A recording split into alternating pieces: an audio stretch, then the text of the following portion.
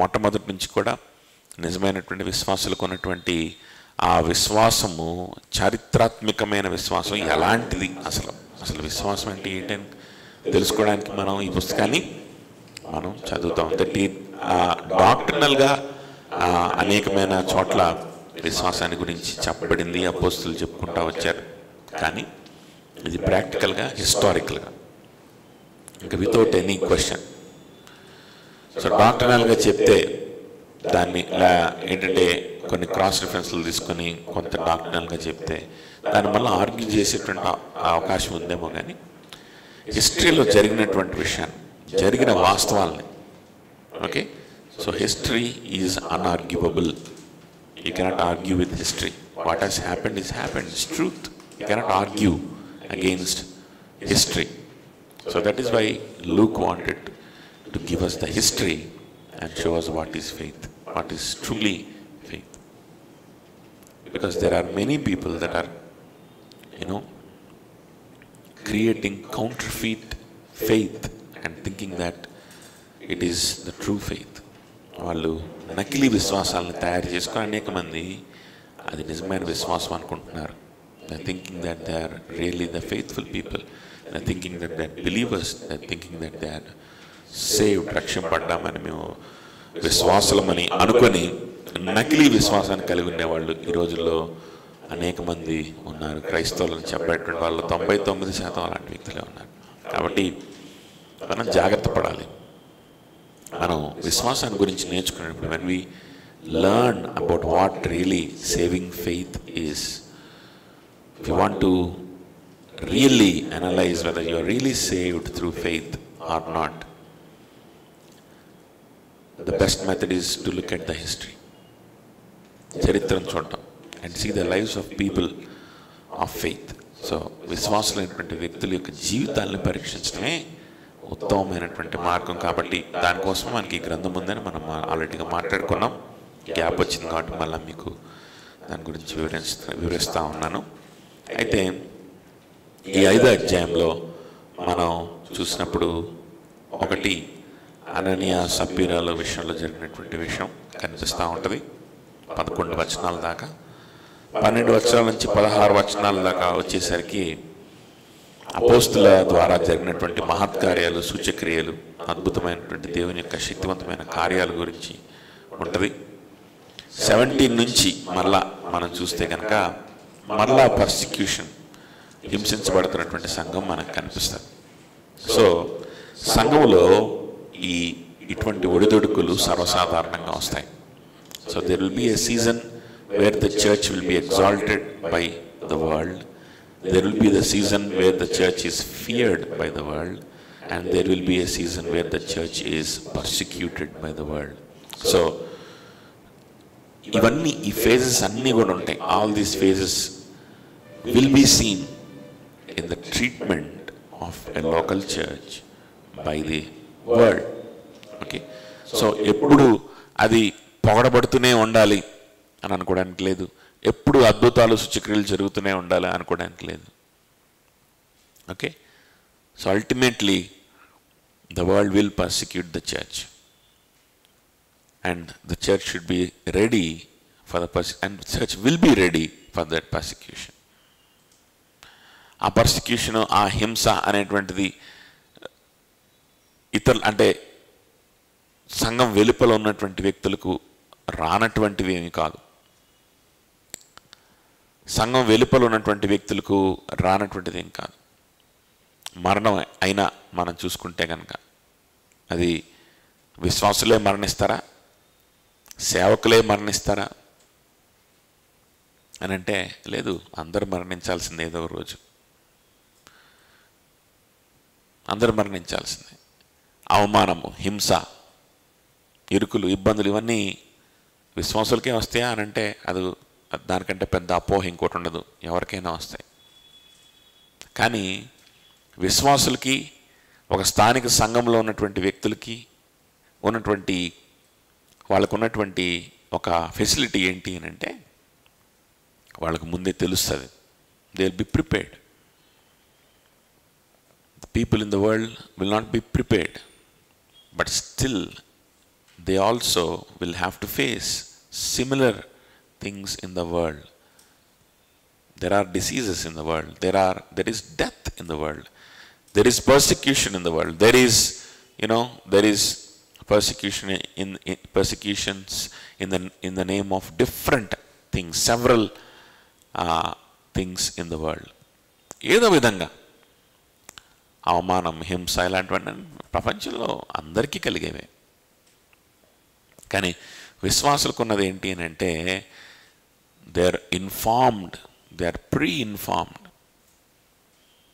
that persecution is going to come, and they are pre-informed and equipped that this persecution is only going to be for their good, and they are pre-informed that this persecution is going to take them to the eternal weight of glory.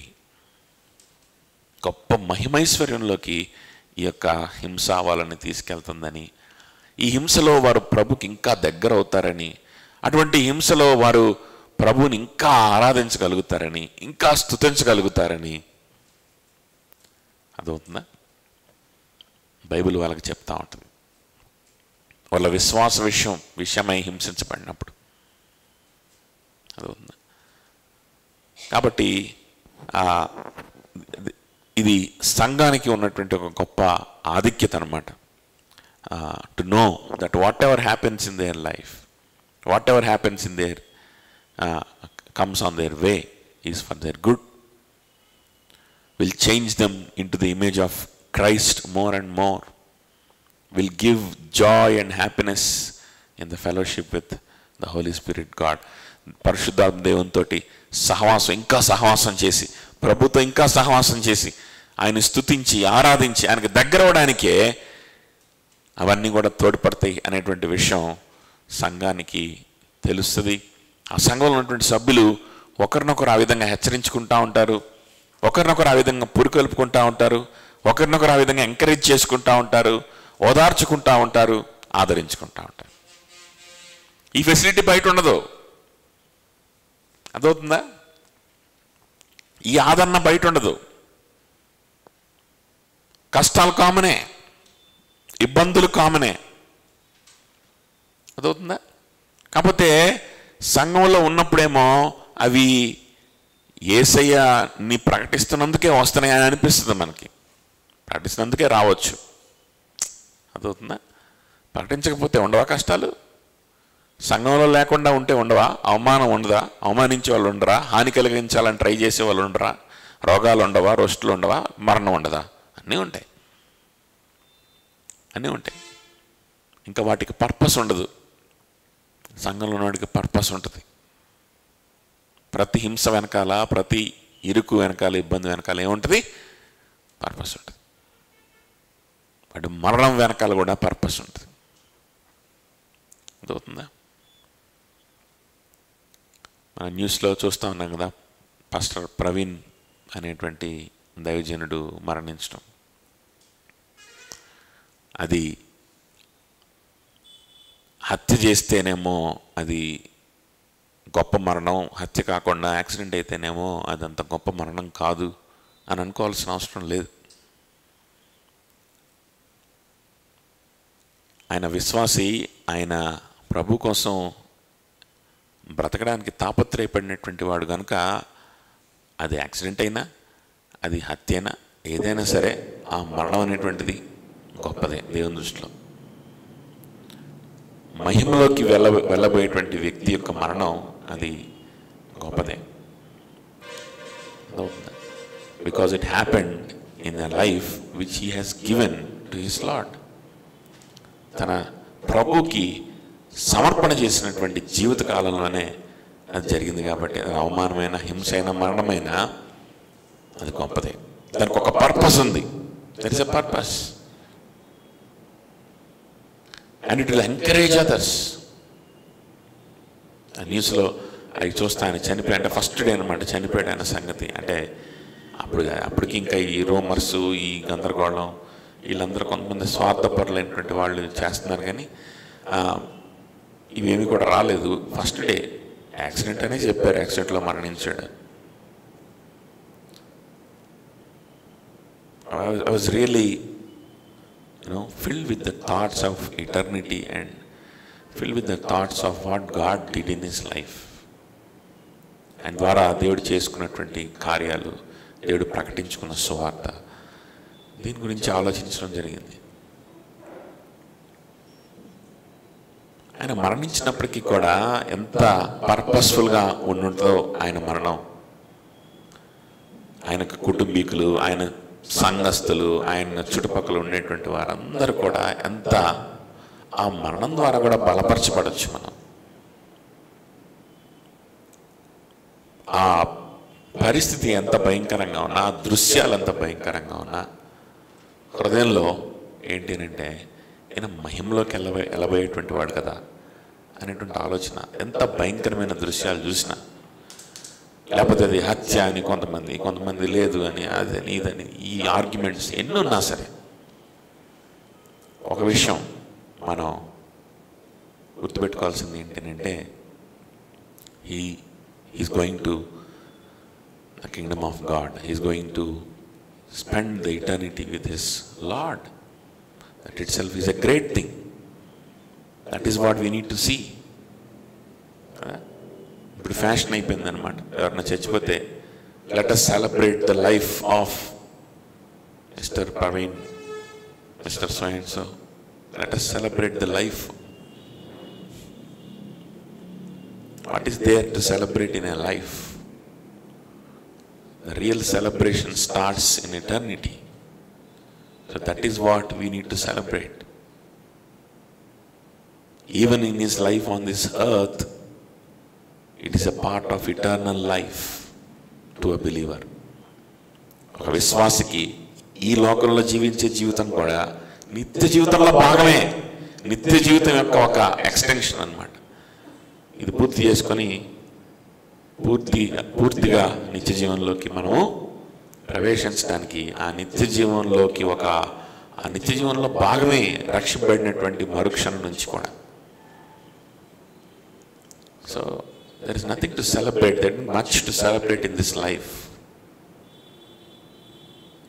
What is there to celebrate in the life of the thief on the cross? సిలువ మీద ఉన్నటువంటి దొంగ జీవితాన్ని ఏం celebrate చేసుకున్నాను బట్టి ఏమన్నా ఏం లేదు. వాడి మరణం సెలబ్రేట్ చేసుకోదగింది కాదా? మరి ఆయన యొక్క మరణము ధ్యానించదగినది కాదా?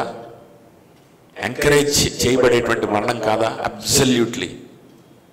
There is wonderful encouragement in the death of the thief on the cross, though there is nothing in his life to be celebrated. There is nothing. కొద్ది నిమిషాలే నిత్య జీవంలోకి ప్రవేశించాడు, ఈ లోకంలో కొద్ది నిమిషాలు గడిపాడు, ఆ తర్వాత పరదేశంలో ప్రభుతో కూడా ఉన్నాడు. సో మనం సెలబ్రేట్ చేసుకోవాల్సింది ఆయన ఎలా బ్రతికాడు, ఎలా చచ్చిపోయాడు, పెయిన్ఫుల్గా చచ్చిపోయాడా, లేకపోతే దుర్మరణం పాలయ్యాడా, లేకపోతే చంపబడ్డా, లేకపోతే హతసాక్షి అయ్యాడా లేదా, ఇవన్నీ కాదు. The eternity that he is going to get because of his faith on this earth. Because of his faith on this earth.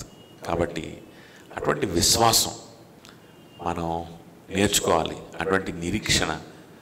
So this is how we need to see. మన చరిత్రను చూస్తాం, సంఘ చరిత్రను చూస్తాం అన్నప్పుడు ఫస్ట్ సెంచరీ నుంచి ఇప్పటి వరకు కూడా మనం ఏదైనా సంఘ చరిత్రని మనం చూసుకొని మనం విశ్వాసం అంటే ఏంటి, నిజమైన నిరీక్షణ అంటే ఏంటి, ఇవన్నీ నేర్చుకోవాలి. అదవుతుందా? కాబట్టి ఆ విధంగా ఇక్కడ అనన్య సపీరాల గురించి రాయబడింది. వాళ్ళు ఆ తర్వాత ఈ పర్సిక్యూషన్ గురించి, దీని గురించి తర్వాత మనం నెక్స్ట్ చూద్దాము, నెక్స్ట్ మెసేజ్లను. ఆ తర్వాత రాబోయేటువంటి వాటిల్లో వారాల్లో థర్స్డే మనకి acts of the apostles Thursday ఉంటుంది.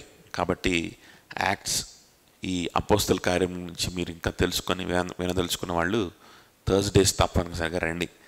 సో ఈరోజు మాత్రమే సండే దీన్ని డీల్ చేస్తున్నాం కొన్ని మీకు నేర్పించడానికి. ఆ తర్వాత నెక్స్ట్ సండే నుంచి మొదటి పేతురు మనం ప్రారంభిస్తాం. ఓకే, ఇక్కడ ఈ అనన్య సపీరా అనేటువంటి వ్యక్తులు వీళ్ళు ఏం చేశారంటే భూమిని అమ్మి ఆ వచ్చినటువంటి వెల్లో కొంచెం దాచిపెట్టుకొని కొంచెం ఇచ్చారు. సో అది పెద్ద పాపం కాదు, కానీ ఆ పేతురు దృష్టిలో పరిశుద్ధాత్మను మోసగించదలుచుకున్నారు. అది వాళ్ళ యొక్క గొప్ప పాపంగా పేతురు పరిగణిస్తా ఉన్నాడు. ఆ పని చేయడం ద్వారా వాళ్ళు ఏం చేయదలుచుకున్నారు, వాళ్ళు అమ్మి ఆ విధంగా కొంత అంటే ఆ అబద్ధం ఆడారనేటువంటిది ఒక ఎవిడెన్స్, వాళ్ళ యొక్క మనసుకు ఒక ఎవిడెన్స్ మాత్రమే. ఆ అబద్ధం వాళ్ళని చంపలేదు.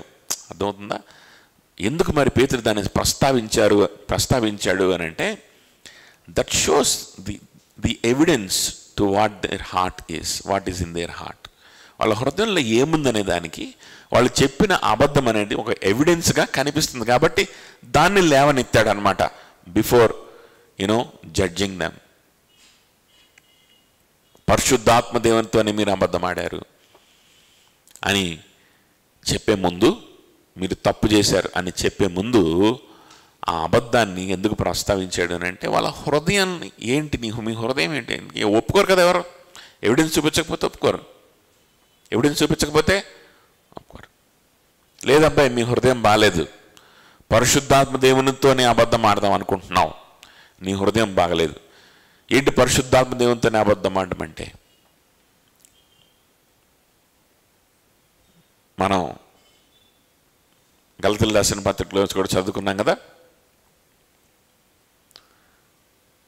ఒక వ్యక్తి వాడు ఏర్పరచబడిన వాడని తనకు తానే ఏం చేసుకోకూడదంట, ఎంచుకోకూడదంట, తనకు తానే ఎంచుకోకూడదు. అదవుతుందా? ఏమీ చేయనివాడు, ఏమీ చేయడానికి ఆసక్తి లేనివాడు, ఆ విశ్వాసం లేనివాడు, ఆ కమిట్మెంట్ లేనివాడు, వాడికి ఎంతవరకు ఉందో అంతవరకే చూపించుకోవాలి. లేనప్పుడు లేనట్టు ఉండాలి.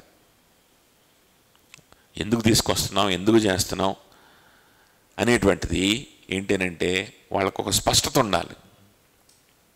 ఇదేదో అమ్మేసి తీసుకొని వస్తే ఇక్కడ ఏదో ఆశీర్వాదం వస్తుంది, లేదా ఏదో ఆమోదిస్తారు, లేకపోతే ఆమోదించరేమో, లేకపోతే మనం అంత భక్తులం కాదనుకుంటారేమో, అదిగో ఆ బర్నబా చేశాడు మనం కూడా చేయకపోతే ఆడికంటే తక్కువ అయిపోతామేమో అనే ఉద్దేశంతో వీళ్ళు ఇక్కడ చేశారు. సో మీ ఇంటెన్షన్స్ మనుషుల దగ్గర నుంచి మెప్పు పొందుకోవడం తప్ప మీకు వేరే ఇంటెన్షన్స్ లేవు. అసలు మీరు ఇవ్వకపోయినా పర్వాలేదు, మీకున్న అమ్మకపోయినా పర్వాలేదు, మీకు జోబులో ఉన్న 10 రూపాయలు ఇచ్చినా పర్వాలేదు, అసలు ఇవ్వకపోయినా పర్వాలేదు. ఎందుకు 10 రూపాయలు ఇచ్చావు, నీకు ఆస్తుంది కదా, ఎందుకు అమ్మలేదా అని ఎవడు అడగడు. అక్కడ ఎవరు అడగరు. అపోస్తులు ఎప్పుడు కూడా ఆ రూల్ పెట్టలేదు, మొత్తం అమ్మేయండి, అమ్మేసిన తర్వాత కూడా మళ్ళీ దాచిపెట్టుకోకుండా మొత్తం తీసుకురావాలి అని రూల్ ఎవడు పెట్టలేదు. అక్కడ ఎవరు అడగలేదు. ఎవరు అడగకుండానే కొంతమంది తీసుకొని వస్తూ ఉంటే వాళ్ళల్లో కలిస్తే ఏంటంటే మెప్పు కలుగుతుంది. భక్తులమనే మెప్పు కలుగుతుంది అనేటువంటి ఉద్దేశంతో వీళ్ళు ఏంటంటే ఆ గుంపులోకి ప్రవేశించారు. ఇది యూదుల యొక్క ఆలోచన విధానం. యూదులు ఇట్లానే ఎప్పుడు దీని గురించి ఆలోచిస్తారు. ఎప్పుడు పక్కన వాడు నన్ను మెచ్చుకుంటున్నాడా లేదా, గుర్తిస్తున్నాడా లేదా, ఎప్పుడు ఇదే వాళ్ళ ఆలోచన. అయితే ఇప్పుడు ఏం జరుగుతుందంటే అనేక మంది వాళ్ళు కలిసికట్టుగా ఉండడం, వాళ్ళందరూ ఏకమై ఉండడం, కామన్గా ఉండడం, ఒకే స్థలంలో ఉండడం, కలిసి నివసించడం, ఇవన్నీ యూదులు కూడా చూస్తున్నారు. చూసి యూదులు కూడా ఆశ్చర్యపోయి వారిని గౌరవిస్తున్నారు అని రాయబడింది. 13వ వచనంలో కనుక మనకు చూస్తే, కడవరి వారిలో ఎవరినూ వారితో కలుసుకొనుటకు తెగింపలేదు, కానీ ప్రజలు వారిని ఘనపరచుచుండిరి. ప్రజలు వారిని ఏం చేస్తున్నారంట, ఘనపరచుచుండిరి. అంటే వాళ్ళని ఎగ్జాల్ట్ చేస్తున్నారు. ఎవరు ప్రజలు? ప్రజలు ఎవరు? వారు అంటే ఎవరు? వారు అంటే ఎవరు? రక్షింపబడి ఆ సంఘంలో చేర్చబడి కలిసి బ్రతుకుతున్నటువంటి వ్యక్తులు సంఘం. మరి వాళ్ళు విశ్వాసులైతే, వారు అనేటువంటి పదం విశ్వాసుల కోసం అయితే, మరి ప్రజలు అనే పదం ఎవరి కోసం?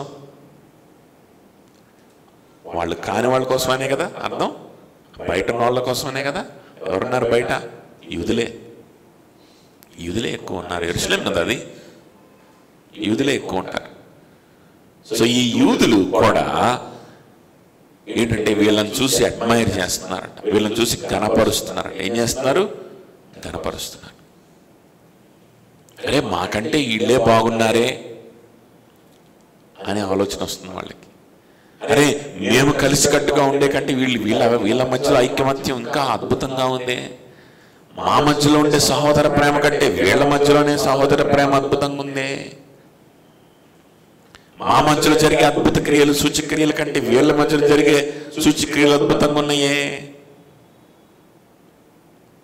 ఎప్పుడు యూదులు ఏంటంటే వాళ్ళు అద్భుతాలు సూచక్రియలు తర్వాత ఒక కమ్యూనిటీ లైఫ్ దీనికోసం వాళ్ళు ఎక్కువ ఆలోచిస్తూ ఉంటారు. సో ఇవన్నీ వీళ్ళకంటే వాళ్ళ దగ్గర ఎక్కువ ఉన్నాయి, మంచిగా కనిపిస్తున్నాయి. కాబట్టి యూదులందరూ కూడా వాళ్ళని అడ్మైర్ చేస్తున్నారు, ఎగ్జాల్ట్ చేస్తున్నారు, హెచ్చిస్తున్నారు, కనపరుస్తున్నారు. ఆ విధంగా ఉన్నప్పుడు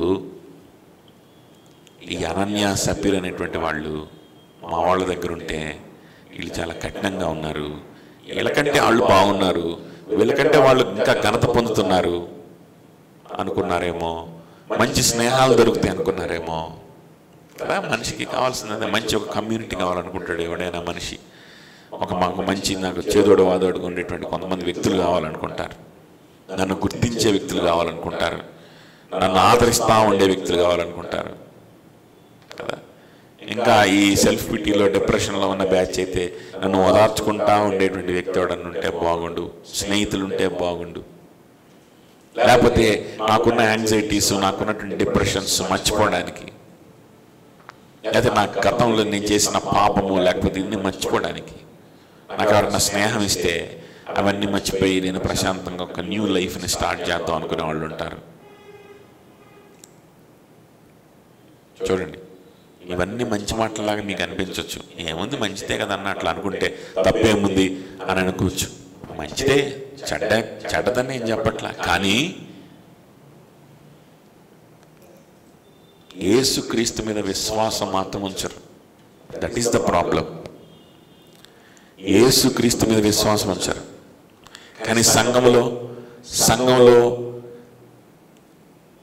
సంఘస్థుల దగ్గర నుంచి ఓదార్పు కావాలి, గుర్తింపు కావాలి, ఘనత కావాలి, ఫెలోషిప్ కావాలి, ఫ్రెండ్షిప్ కావాలి, ఇవన్నీ కావాలి. పేతురు అంటున్నాడు, మరి పిచ్చోళ్ళారా వీళ్ళందరూ ఈ విధంగా ప్రేమించగలుగుతున్నారంటే ఎందుకు ప్రేమించగలుగుతున్నారు అనుకుంటున్నారు? ఎందుకని అనుకుంటున్నారు? వీళ్ళందరూ ఒక నియమం పెట్టుకొని మేము ఎవడొస్తే వాడిని ప్రేమించాలి, ఎవడికి డబ్బులు లేకపోతే వాళ్ళకి ఇవ్వాలి, ఎవడికి ఓదార్పు అవసరం అయితే వాడిని ఓదార్చుకుంటా కూర్చోవాలని చెప్పి వీళ్ళు ఏమన్నా ఆర్గనైజేషన్ పెట్టుకున్నారనుకుంటున్నారా? ఇదేమన్నా నాన్ ప్రాఫిట్ ఆర్గనైజేషన్ అనుకుంటున్నారా? ఎందుకని వీళ్ళ మధ్యలో ఎంత ప్రేమ ఉందనుకుంటున్నారు? యేసుక్రీస్తుకి వారి జీవితాలను ఇచ్చేసిన తర్వాత పరిశుద్ధాత్మ దేవుడు వాళ్ళని ఏం చేసుకున్నాడంటే ఆత్మతోటి పరిశుద్ధాత్మ దేవుడు అడాప్ట్ చేసుకున్నాడు. పరిశుద్ధాత్మ దేవుడు వాళ్ళతో కలిసి నడుస్తూ ఉన్నాడు, వాళ్ళల్లో నివసిస్తూ ఉన్నాడు, వాళ్ళలో క్రియలు జరిగిస్తూ ఉన్నాడు, వాళ్ళల్లో ఆ ప్రేమని పుట్టిస్తూ ఉన్నాడు. పరిశుద్ధాత్మ దేవుడు చేస్తున్న క్రియది. నువ్వు కూడా వచ్చి ఈ క్రియ నాలో కూడా జరగాలి, నేను కూడా ఇతరులను ప్రేమించాలి, నేను కూడా నా ముక్కు మొహం తెలియనటువంటి వ్యక్తుల్ని, నాకు సంబంధం లేనటువంటి వ్యక్తుల్ని నేను సహోదర భావంతో నేను ప్రేమించాలి, వాళ్ళని ఆదరించాలి, వాళ్ళ కోసం బ్రతకాలి, పక్కన వాళ్ళ కోసం బ్రతకాలి, ఇతరుల కోసం బ్రతకాలి, నేను కూడా అలా అవ్వాలి, నాకు కూడా పరిశుద్ధాత్మ దేవుని సహవాసం కావాలి అని అనుకోవాల్సింది. పోనిచ్చి నువ్వెందుకు వచ్చావు? కేవలం వాళ్ళ మధ్యలో ఉన్నటువంటి ఆ ప్రేమని, ఆ ఫెలోషిప్ని ఎంజాయ్ చేయడానికి వచ్చావు.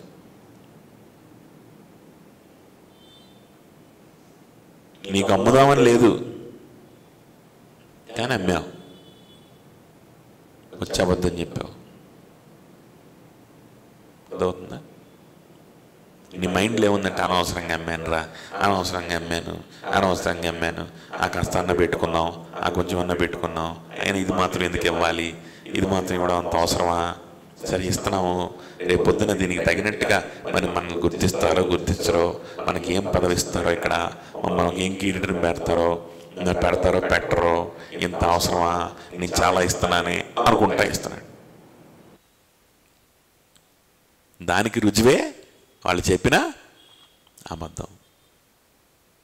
అందుకని పేతురు ఏమన్నాడంటే, నువ్వు పరిశుద్ధాత్మ దేవునితోనే అబద్ధం ఆడావు, పరిశుద్ధాత్మ దేవునికి వ్యతిరేకంగా నువ్వు పాపం చేశావు అని చెప్పి వారిని అక్కడ ఖండించినట్లు మనం చూస్తాం.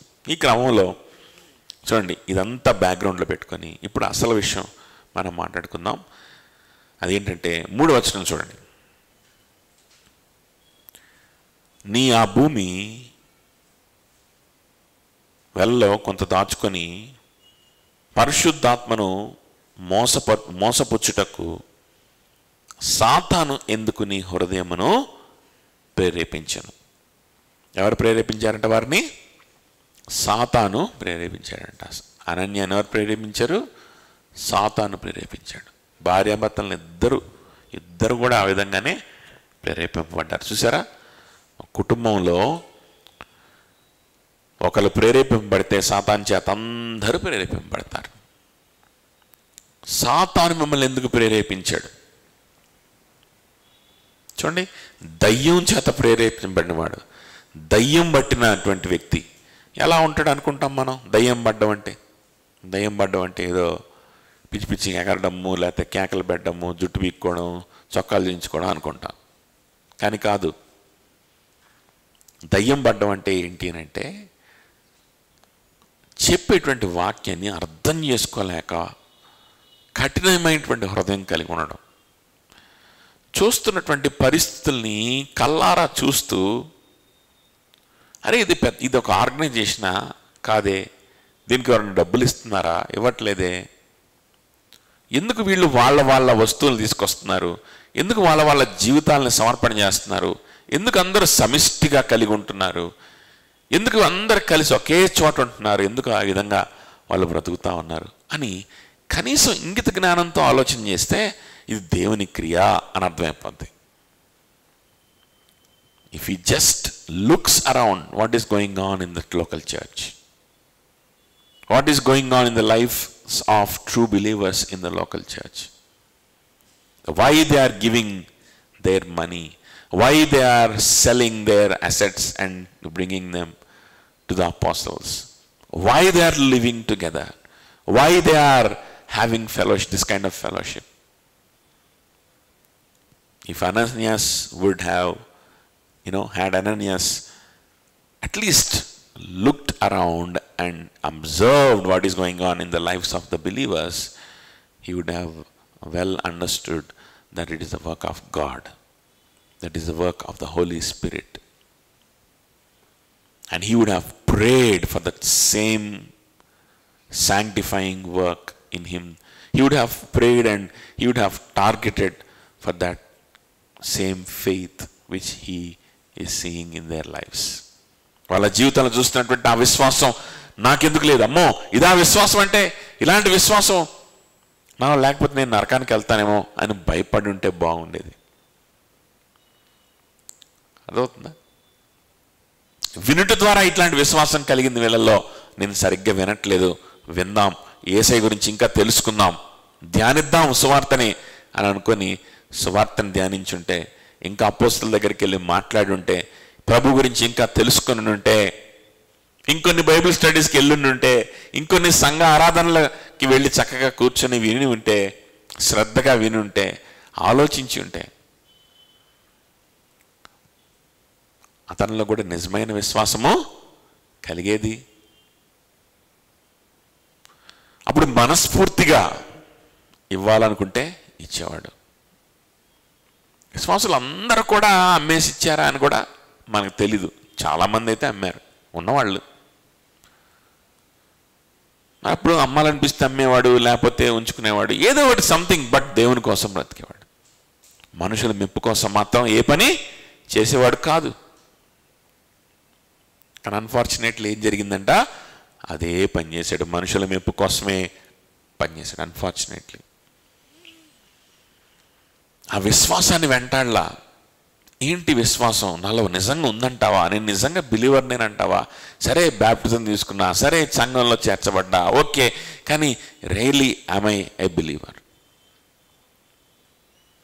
అందరు చేస్తున్నారు నేను కూడా చేయాలి, అందరు చేస్తున్నారు నేను కూడా చేయాలనే అంతవరకే ఉందా, లేకపోతే ప్రభు కోసం చేస్తున్నానా? నా మనసంతా ప్రభు మీద ఉందా లేదా? ప్రభు కోసం, ప్రభు హెచ్చింపబడాలని, ఆయన స్వార్థ ప్రకటింపబడాలని జీవితాన్ని ఇచ్చానా లేదా? ఇంకేది కూడా వెనక్కి లాగేటువంటిది ఇంకేది కూడా లేకుండా ఇందులోనే నా సాటిస్ఫాక్షన్, ఇంకెక్కడ కూడా నా సాటిస్ఫాక్షన్ వద్దు, నాకు ఇంకెక్కడ కూడా నాకు ఆదరణ వద్దు. ప్రభువుని ప్రకటించే పనిలోనే నాకు ఆదరణ కావాలి, అందులోనే నాకు సాటిస్ఫాక్షన్ కావాలి, అందులోనే నాకు నా జీవితానికి ఒక అర్థం నేను వెతుక్కోవాలి. నాకు ఆ జీవితమే కావాలి అనే పట్టుదల ఉందా? ఆలోచన ఉందా? అయితే 1,00,000 ఆలోచనలు పెట్టుకున్నావా? నా జీవితం ఏంది, నా ఫ్యూచర్ ఏంది, రేపేం జరగబోతుంది, వాడు గౌరవిస్తాడు, వీడు గౌరవిస్తాడు లేదా, వాళ్ళ పరిస్థితి వాళ్ళు ఆదరిస్తారు, వీళ్ళు ఆదరిస్తారు, గుర్తిస్తున్నారా లేదా, ఏం సంగతి ఆలోచించుకుంటూ కూర్చుంటున్నావా?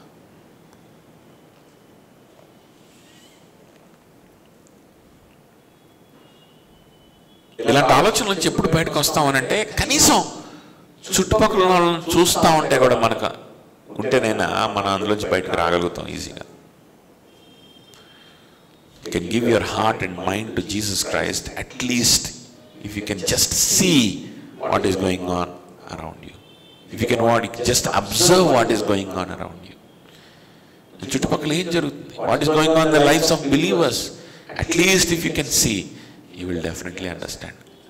Even that Ananias was unable to do. చేయలా. సైతాను ఈ విధంగా పనిచేస్తాడు, గుర్తుపెట్టుకోండి. సైతాను ఈ విధంగా పనిచేస్తాడు, దయ్యము ఈ విధంగా పనిచేస్తుంది. దయ్యం పట్టడం అంటే ఏదో పిచ్చి పిచ్చి కళలు రావడం, లేకపోతే ఎవడో వచ్చి నేను ఎత్తేసి నీ మంచం మీద నుంచి కింద పడేయడమో, లేకపోతే ఇవన్నీ కాదు. దయ్యం పడ్డం అంటే ఇదే.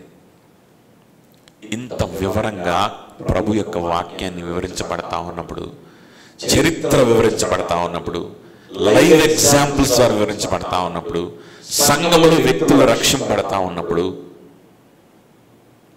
సంఘంలో ఉన్నటువంటి వ్యక్తులు కన్విక్షన్లోకి వెళ్తా ఉన్నప్పుడు, సంఘంలో ఉన్నటువంటి విశ్వాసులు వాళ్ళకు చదువులు ఉంటాయి, వాళ్ళకు ఉద్యోగాలు ఉంటాయి, వాళ్ళకు కూడా బాధ్యతలు ఉంటాయి, అన్నీ ఉంటాయి, వాళ్ళు ఏ విధంగా ప్రభు వైపు వాళ్ళ హృదయాన్ని త్రిప్పి ఉంటున్నారు, ఎంత వాళ్ళు ప్రయారిటీ ఇస్తున్నారు, వాళ్ళు మిగిలిన విషయాల గురించి ఏ విధంగా వారు విడిచిపెట్టి ప్రభు గురించి మాత్రమే ఏ విధంగా చింతపడతా ఉన్నారు, ప్రభు సువార్త గురించి మాత్రం ఏ విధంగా వాళ్ళు ఆలోచిస్తూ ఉన్నారు అని ఇంత క్లియర్గా లైవ్ ఎగ్జాంపుల్స్ కళ్ళ ముందు కనిపిస్తా ఉన్నప్పుడు నా హృదయం ఎలా ఉంది, వీళ్ళ హృదయం లాగా ఉందా లేదా?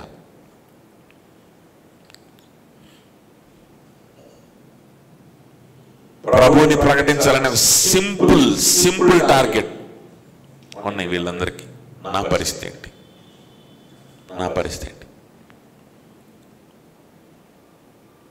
ప్రభువుని ప్రకటించాలి, దాంతోపాటు ఇది కూడా జరగాలి, దాంతోపాటు కొంచెం డబ్బులు సంపాదించాలి, దాంతోపాటు సమాజంలో మెప్పు సంపాదించాలి, దాంతోపాటు అది చేయాలి, దాంతోపాటు వాడు మెచ్చుకోవాలి, దాంతోపాటు వీడు గుర్తించాలి.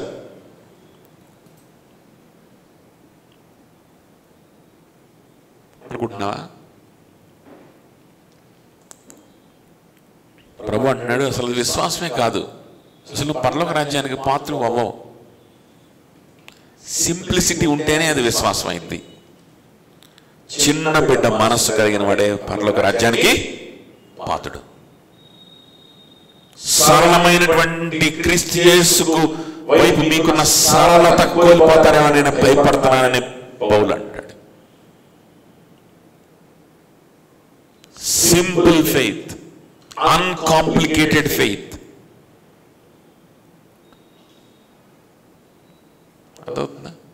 A faith on Jesus Christ, to live for Him, to proclaim Him. The faith that is not complicated, overburdened by other ambitions in the world. The faith that is not congested by all the other thoughts. That that is saving faith. అది saving faith అంటే, అది రక్షణ అంటే. ఏంటి ఏంటి ఏంటి నేనేం ఆలోచిస్తున్నాను చెప్పు, ఏంటి ఇంకేం పోగొట్టుకోవాలో చెప్పు, ఏం చేయాలో చెప్పు అంటే కేవలం దొంగలు చెప్పే మాట అది. దొంగలు మాత్రమే చెప్తారు అన్నమాట. ఎందుకంటే తెలుసా, పుల్పిట్ ద్వారా వచ్చే వాక్యంలో స్పష్టత ఉంది, ప్రజల జరుగుతున్నటువంటి దేవుని బిడ్డలో జరుగుతున్నటువంటి క్రియల్లో స్పష్టత ఉంది, వాళ్ళ లైఫ్ స్టైల్లో స్పష్టత ఉంది. స్పష్టత ఎక్కడ లేదు? There is clarity everywhere. There is clarity in the word of God, there is clarity from the pulpit, there is clarity in the lives of believers around you. Even in the midst of this much of clarity, you are being the same over the years. You are not committing your life to the Lord. You are thinking that you are a believer. Means you are possessed by Satan himself. అదొకటి చెప్పింది. ఇంత క్లియర్గా సువార్త ప్రకటింపబడతా ఉన్నప్పుడు, మనుషుల జీవితాల్లో కనిపిస్తూ ఉన్నప్పుడు కూడా ఏ మార్పు లేకుండా అదే చింతలు, అదే ఆలోచనలు, అయ్యే వాటి గురించి ఆలోచించుకుంటా దేన్ని విడిచిపెట్టే పరిస్థితులు లేక జీవిస్తూ ఉంటే గనక దాన్ని ఏమంటారు అని అంటే సాతాను పట్టడం అంటారు. ఏం పడ్డం? సాతాను ఎందుకు మిమ్మల్ని ప్రేరేపించను? హత్యలు చేసేవాడు, వ్యభిచారం చేసేవాడు అనుకుంటున్నారా సాతాను ప్రేరేపిస్తే? నో. ఇంత క్లారిటీ ఉన్నప్పుడు క్లారిటీని మిస్ అవడమే అదే సాతాను పని. ఎంత చెప్పినా కూడా అర్థం కానట్లుగా, ఇంత క్లియర్గా లైవ్ ఎగ్జాంపుల్స్ కళ్ళ ముందు కనిపించినట్లుగా, పక్కన ఎట్లా బ్రతుకుతున్నాడు నేను అట్లా బ్రతిగా అయిపోద్ది, పని అయిపోద్ది, ఫినిష్. అలాంటి విశ్వాసులు ఉన్నప్పుడు కూడా నాకేం అర్థం కావట్లేదు, ఇంకా నేనేం చేయాలో నాకు అర్థం కావట్లేదు, దీన్ని ఏమంటారంటే సైతాను చేత ప్రేరేపింపడ్డం అంటారు. ఇలా ప్రేరేపింపబడిన వాడు ఏం చేస్తాడంటే వాడు చూపించుకోవడానికి, వాడు కనపరచుకోవడానికి, వాడిని ఆమోదం పొందుకోవడానికి డబ్బులు ఇస్తాడు, ఏదో చేస్తుంటాడు. ఆ విధంగా చేసినటువంటి అనన్యతోటి పేతురు ఏమన్నాడంటే, your heart is not right with the lord. నువ్వు దేవుని కోసం చేయట్లా, నువ్వు ఏదో చేసావు కానీ దేవుని కోసం కానీ కాదు. 1,00,000 రూపాయలకి అమ్మాడు అనుకోండి ఆ పొలం, ఆ 1,00,000 రూపాయల్లో 30,000 తీసుకొని 70,000 ఇస్తున్నాడు అనుకుందాం. ఆ 70,000 ఇస్తే కూడా ఆ 70,000కు గాను 70,000కు సరిపడా గౌరవాన్ని కోరుకుంటాడు రేపొద్దున, గుర్తింపును కోరుకుంటాడు రేపొద్దున. అర్థమవుతుందా? దానికి సరిపడా స్పందించాలని కోరుకుంటాడు రేపొద్దున. అది రాలేదనుకో వేస్ట్ అయిపోయినాయిరా 70,000 అని ఫీల్ అవుతుంటాడు. అర్థమవుతుందా? కొలుచుకుంటుంటాడు. గౌరవిస్తున్నారు కానీ 40,000కు సరిపోయే గౌరవమే ఇస్తున్నారు, నేను ఇచ్చింది 70, ఆ 30 కూడా నొక్కేసి 40 ఇచ్చుంటే పోయిండేది అనుకుంటాడు. అదవుతుందా? వాడు 1,00,000 వస్తే 1,00,000 ఇచ్చాడా, లేకపోతే 30 ఇచ్చాడా, 10,000 ఇచ్చాడా అనేది విషయం కాదు ఇక్కడ. ఆ డబ్బుల కోసం కాదు తీర్పు, ఏదో అబద్ధం ఆడేయడానికి కాదు తీర్పు. అతని మైండ్ సెట్ చూడండి, అది క్షణికంగా జరిగిపోయేటువంటి మైండ్ సెట్ కాదు. నేను వివరించింది దేనికంటే అది ఏదో ఒక క్షణంలో అట్లా జరిగిపోయేటువంటి అబద్ధం, ఒక క్షణంలో జరిగేటువంటి ఆశ, ఒక క్షణంలో జరిగేటువంటి ఏదో ధనాశ కాదు. ఇది ప్రొలాంగ్ అయ్యేటువంటి లైఫ్ స్టైల్. ఇది అదవుతుందా? ఇది ప్రొలాంగ్డ్గా ఉంటుంది అనమాట వాడి మైండ్లో. సంవత్సరాల తరబడి గుర్తుపెట్టుకుంటాడు, ఇచ్చిన 40,000 అయినా 70,000 దానికి తగ్గ గౌరవం, తగ్గ గుర్తింపు వస్తున్నారా అట్లేదా అని చెక్ చేసుకుంటూ బ్రతుకుతాడు. అది ఒక క్షణంలో జరిగిన పాపం కాదు, అదవుతుంది చెప్తుంది. వాడి మైండ్ ఎలా ఉంది అది ప్లాన్ చేసుకునే ఇస్తా, 70,000 ఇస్తా, నన్ను చక్కగా అందరూ ఆదరిస్తారు. పోతే అయిపోయింది. పెట్టుబడి అనుకుందాం, 70,000 పెడితే అందరూ ఆదరిస్తారు. బయట సమాజంలో ఆదరణ లేదు, బయట సమాజంలో అంత ఓదార్పు లేదు. Just for the sake of luxury నమస్తే మేడం అని చెప్పి నమస్తే పెట్టి, సార్ అని చెప్పి, మేడం అని చెప్పి లోపలికి ఇన్వైట్ చేసి నమస్కారం పెట్టి ఏం కావాలో ఆర్డర్ తీసుకొని ఏసీ తీసుకొచ్చి ఇచ్చి అలా ఒక హోటల్కి వెళ్తే అక్కడ సర్వ్ చేస్తారు. హాస్పిటాలిటీ, హాస్పిటల్ మేనేజ్మెంట్, అది హోటల్ మేనేజ్మెంట్ కోర్సెస్లో వాటిని ఏమంటారంటే హాస్పిటాలిటీ కోర్సెస్ అంటారు. ఏమంటారు? హాస్పిటాలిటీ కోర్సెస్ అంటారు అన్నమాట. దానికి ఒక కోర్సులు ఉన్నాయి, అది కొంతమంది నేర్చుకుంటారు. ఆ హాస్పిటాలిటీని అమ్ముతారు. అమ్మిన హాస్పిటాలిటీని కొనుక్కోవడానికి వేలు లక్షలు కూడా పెడతారు. కేవలం యాంబియన్స్, అక్కడ ఉండేటువంటి లగ్జరీ, అక్కడ ఉండేటువంటి వాళ్ళు గౌరవించడం, వాళ్ళు తీసుకెళ్ళడం, ఒక రూమ్ అన్ని సర్దడం, ఆ రూమ్ అంతా మంచిగా తీసుకెళ్ళి పెట్టడం, ఇవన్నీ. దానికి సేమ్ అట్లాంటి రూమే ఇంకో చోట ఏంటనంటే 10,000కి దొరుకుతుంది. రోజుకు 10,000 ఇస్తే దొరుకుతుంది. అంటే బాగా ఇంకా అద్భుతమైన రూమ్ అనుకుందాం. కానీ అదే ఇంకొక హోటల్లో ₹1,00,000 ఉంటుంది, ఇంకో హోటల్లో 50,000 ఉంటుంది. ఒక్క రాత్రి, ఒక్క రోజుకి. ఎందుకు? ఆ రూమ్లో ఉండేటువంటి వస్తువులకో, ఆ రూమ్లో ఉండేటువంటి దీనికో కాదు ఆ వెల. దేనికది? హాస్పిటాలిటీకి. అక్కడ దొరికే హాస్పిటాలిటీ. దానికోసం పెట్టట్లా ₹1,00,000 మనుషులు, ఆ హాస్పిటాలిటీ కోసం పెట్టట్లా 50,000 మనుషులు. అర్థమవుతుందా? అలా పెట్టాడు మనవాడు, అలా పెట్టాడు. మంచిగా ఆదరిస్తారు, నన్ను ఓదార్చుకుంటా కూర్చుంటారు, నేను చెప్తుంది అంటారు. ఇంకా అనుకున్నాడు ప్రభు కోసం బ్రతుకుదామనేమి లేదు, ప్రభుకి జీవితాన్ని ఇద్దామనేమి లేదు ఆలోచనలు, ప్రభు సువార్త కోసం శ్రమిద్దామనే ఆలోచనలు ఏమీ లేవు.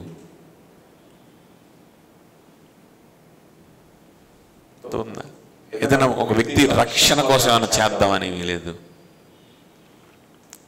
ఇతరుల గురించి ఆలోచనే లేదు.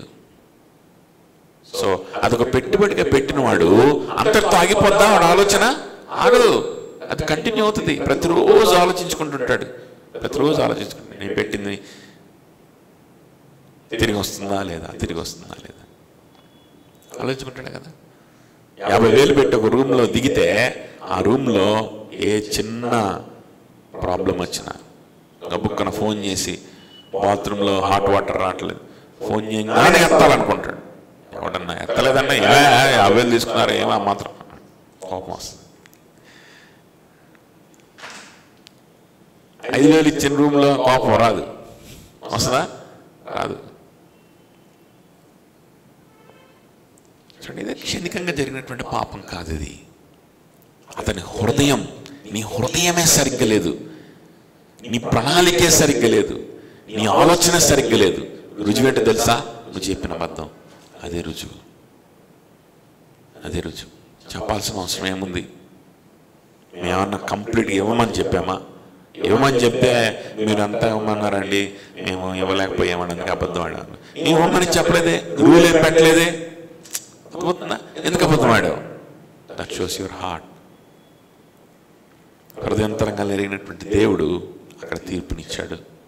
పేతురు కొట్టి చంపలేదు, పేతురు పొడిచి చంపలేదు, పేతురు ఏం ఉరి శిక్ష విధించలేదు. హృదయంతరంగా లేనటువంటి దేవుడే అక్కడ దిగి వచ్చి వారి మీద ఉగ్రతను చూపిస్తే వాళ్ళు అక్కడికి పడి మరణించారు. సో ఎవరు ప్రేరేపించారంట వాళ్ళని? సాతాను ప్రేరేపించాడంట. చూడండి అంత క్లారిటీగా ఉంది.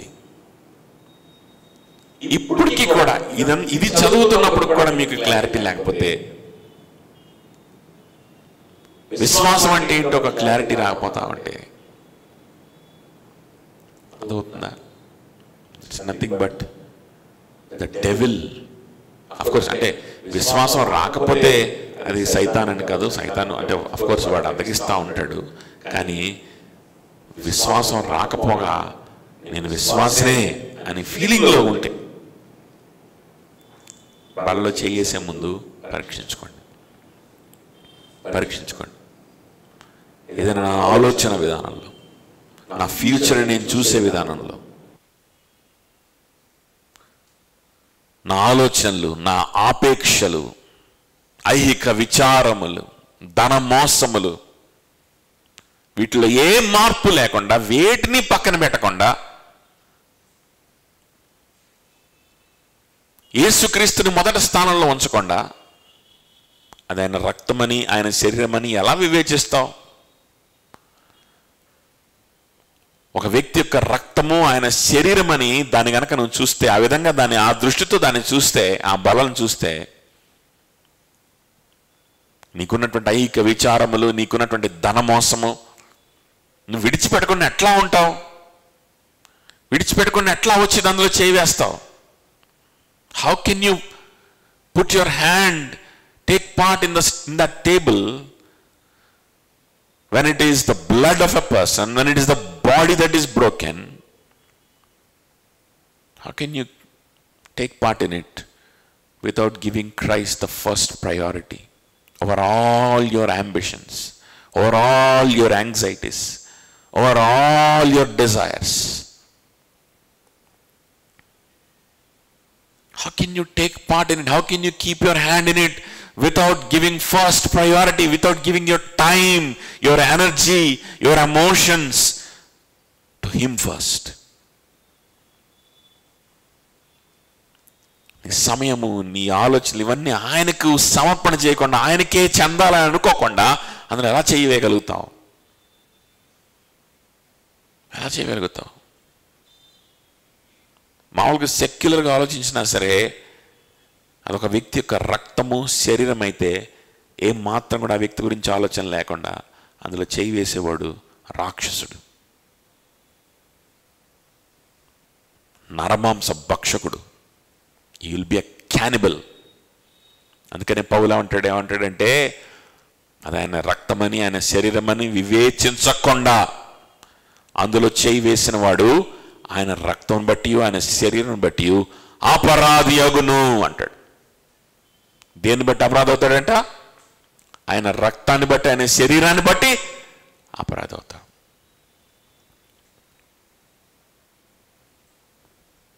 ఒక వ్యక్తిని చంపి ఏ ఫీలింగు లేకుండా ఆ వ్యక్తి యొక్క మాంసాన్ని తిని, ఆ వ్యక్తి యొక్క రక్తాన్ని తాగిది వాడు ఏమంటారు? రాక్షసుడు అంటారు. ఎవరు చేస్తారు అట్లాగా? దయ్యం బట్టినోడు చేస్తాడు.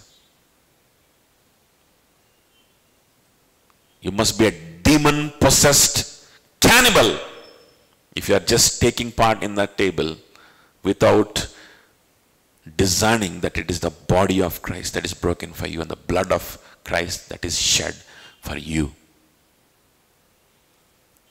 Discerning means not just having a thought in your mind. No. Discerning means He gave His everything. He prioritized me over His own exaltation. He prioritized me over His own, acceptance in the society. He prioritized me over his riches in this world, over his health in this world. He prioritized me over his own safety. He prioritized me over his own sleep. He prioritized me over everything in his life. That is the kind of man that is broken and kept on this table in front of you. If you don't discern that and give your life to Him, if you do not prioritize Him over everything in your life, and if you are still taking part in that table, you are a satanic, demon-possessed cannibal, and you are convicted of His death. ఆయన రక్తం విషయమై నువ్వేమవుతావు? అపరాధి అవుతావు. అర్థమవుతుందా? కాబట్టి make sure before taking part in the table that you have given your life to him. Make sure before taking part that you are living for him, that you have him in your mind and nothing else. Nothing else is more than him, exalting more than him in your heart, in your mind. Nothing. నీ career కావచ్చు, లేకపోతే నీ డబ్బులు కావచ్చు,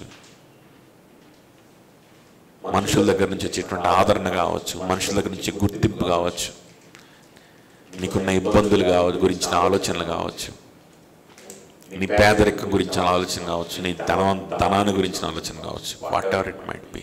ప్రభు కంటే ఎక్కువైనటువంటిది నా జీవితంలో ఏది లేదు అని నువ్వు పరీక్షించుకొని ఆ తర్వాత అందులో చెయ్యి వేయాలి. కాబట్టి అనన్య సప్పీరల వలె సాతాను చేత పట్టబడి ఇన్ని చెప్పినా కూడా ఆలోచన శక్తి లేక, ఇన్ని చెప్పినా సరే మనుషుల కోసమే ఆలోచిస్తూ, మనుషుల దగ్గర మెప్పే ముఖ్యం అనుకొని అందులో చేయవేయద్దు. అది చాలా ప్రమాదం. జీవగలిగినటువంటి దేవుడు స్పాట్లో తీర్పు ఇవ్వడానికి కూడా వెనుకాడు. అక్కడ పరీక్షించుకుందాం. అందరి కళ్ళు మూసుకొని మనం పరీక్షించుకుందాం. అపోస్తలులు, ఆ తోటి విశ్వాసులు ఎంత సంతోషంగా ఉన్నారు, ఎంత సంతోషకరమైన, what a happy life they are leading. The apostles and the rest of the believers, what a wonderful life they are leading. Loving others, living for others, sharing with others. What a meaningful life they had.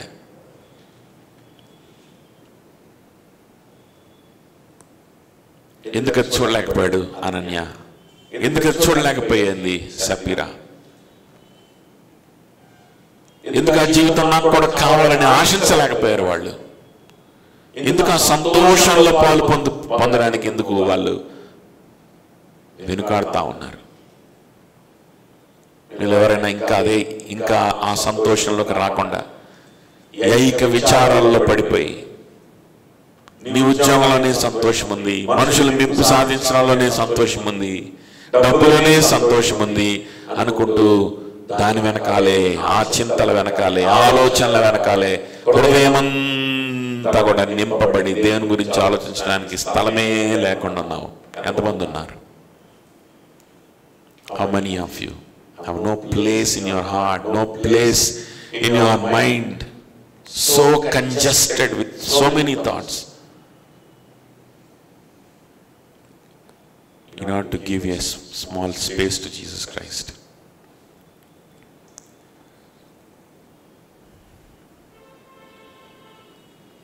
Don't you have clarity? You have clarity. Why is Satan tempting you? How many days will you be tempted by Satan? యథార్థంగా పరీక్షించుకొని ప్రభు బలలో చేయవేద్దాం.